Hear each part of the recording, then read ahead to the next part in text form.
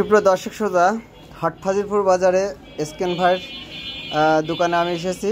আপনারা দেখতে পাচ্ছেন এটা একটা ফার্মেসির দোকান।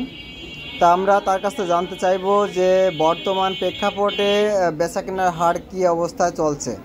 আপনারা অবশ্যই জানেন যে ইতিমধ্যেই যে আমাদের এই যে তিনটে ইউনিয়ন ব্যাপী যে হাটহাজারীপুর বাজারটা চলে সম্পূর্ণ কৃষির উপর ডিপেন্ড করে। তো আমরা তার কাছ থেকে জানবো যে বর্তমান বেচাকেনার হার কী অবস্থা। আসসালামু আলাইকুম ভাই, ভালো আছেন? বর্তমান এই যে আপনার তো ছোটোখাটো একটা ব্যবসা, সেটা আমি দেখতে পাচ্ছি, তারপরেও মেন ফ্রন্টে আপনি আছেন। তা আমি একটু আপনার কাছে জানতে চাচ্ছি যে আমি বাজার সংলগ্ন দেখাচ্ছি, দেখতে পাচ্ছেন যে বাজারে আসলে লোকজন খুবই কম। এখন বিকালবেলা প্রচণ্ড লোক থাকার কথা, সেই তুলনায় বাজারের লোক সংখ্যা খুবই কম। তো আপনাদের বেচা কেনা কীরকম হচ্ছে?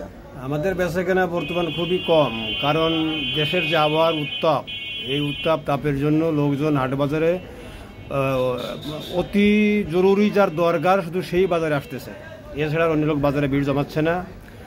এবং আপনারাও জানেন যে ইতিমধ্যে দুটি নির্বাচন পার হয়ে গেল, নির্বাচনের একটা উত্তাপ, সেই উত্তাপে প্রায় জায়গায় পরিবেশ খুব একটা ভালো নয়, মারামারি কাটাকাটি রাহাজানি হচ্ছে বিভিন্ন দিক দিয়ে, চারিদিক দিয়ে বেচাকেনার হার কম। এবং বর্তমান কৃষকের হাতেও টাকা পয়সা তেমন একটা নেই, কারণ চৈতালির আগে অনেক আগে উঠে গেছে, চৈতালি খুব একটা ভালো হয়নি।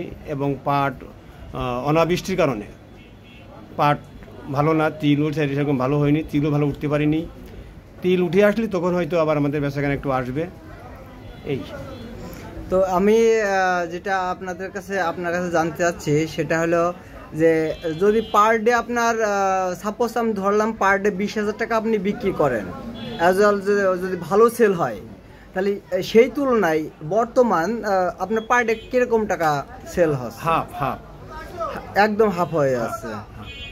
তাতে মানে সকালে বা দুপুরের দিকে তেমন কোনো বেচা কেনাই হয় না, সর্বোচ্চ বেচা কেনা বিকালে থেকে সন্ধ্যার মধ্যে একটু বেচা কেনা হয়, এরকমটাই।